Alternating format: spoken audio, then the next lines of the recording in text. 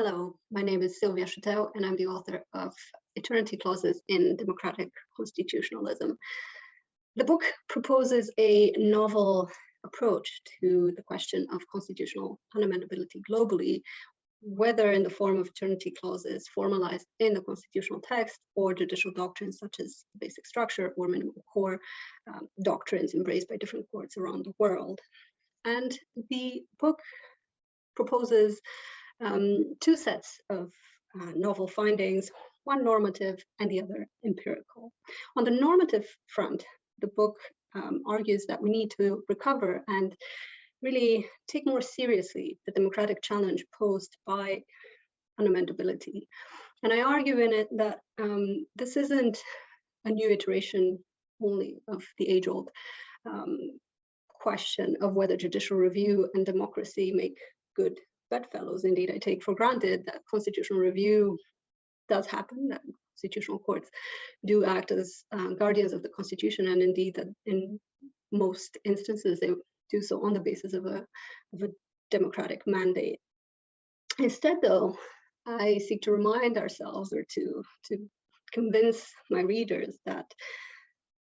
there is a specific democratic challenge that unamendability raises, that this type of deep constitutional entrenchment raises. And that challenge is premised on several distinctive features of constitutional unamendability. Let me offer you a few examples. One is the affinity between constitutional unamendability and majoritarian or exclusionary values. So I show in the book, on the basis of numerous examples from both the global north and the global south, that rather than being the epitome of liberal constitutionalist values, such as the rule of law, principles of democracy, fundamental rights, etc., unamendability can find itself to enshrine deeply exclusionary values, principles, and provisions. A good example comes from unamendable state characteristics, which are often deemed descriptive propositions, but which I show, such as in the case of unamendable commitments to an official religion, an official language, to certain territorial dispensations, etc., that they often hide deep contestation and silencing of minority voices.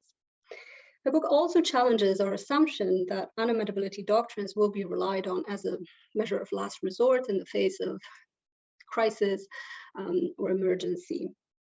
and that they will be applied by it will be applied by courts that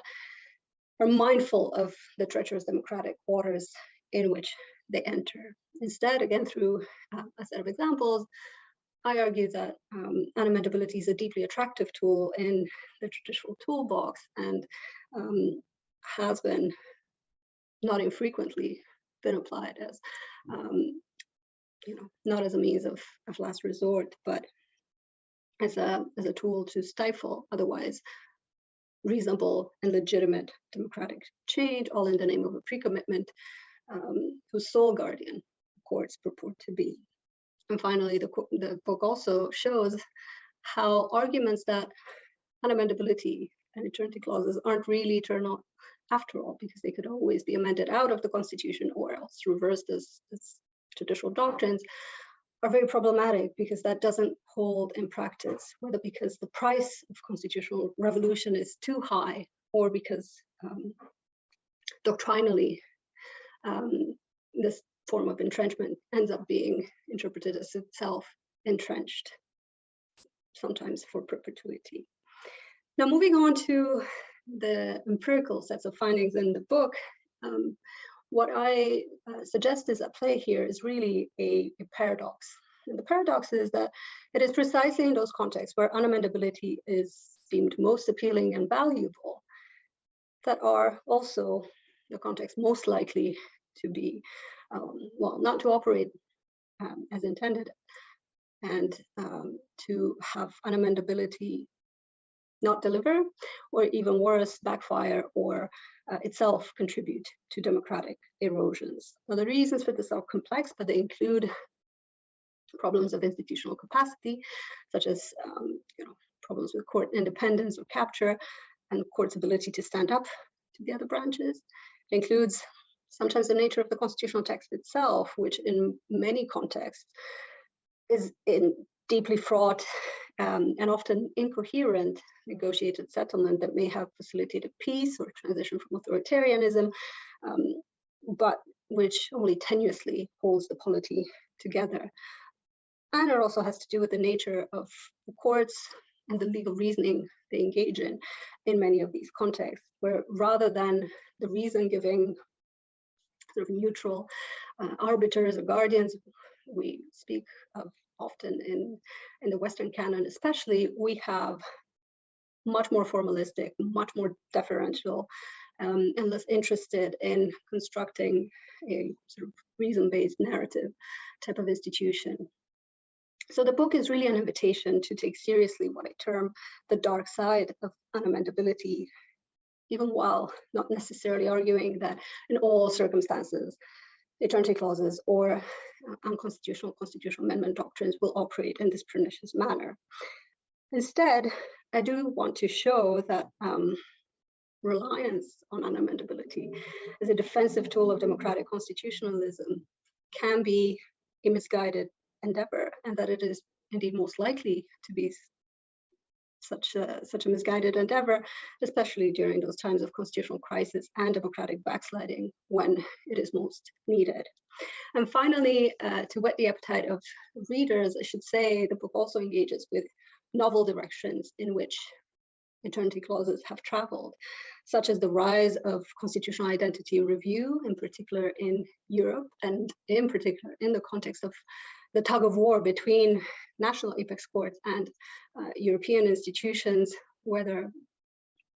contesting the supremacy of EU law or contesting or challenging the enforcement of judgments from the European Court of Human Rights. And the book also looks at unamendability in a supranational context elsewhere, looking at the interventions of supranational courts, specifically regional human rights courts, reviewing national amendment packages. Think the European Court of Human Rights again, or the Inter-American Court, or indeed regional organizations such as the African Union enforcing rules on democratic alternation in power. So it is really an attempt to look at unamendability globally, to understand it in context, and to take seriously the specific challenges it poses. So it is really ultimately a call to both constitutional theorists and comparative constitutional law scholars to look beyond the usual suspects in terms of case studies, and also to look again at the complex interplay between unamendability and democratic constitutionalism, because I argue in doing so, they will find a much more contextual and unexpected story to be told about unamendability.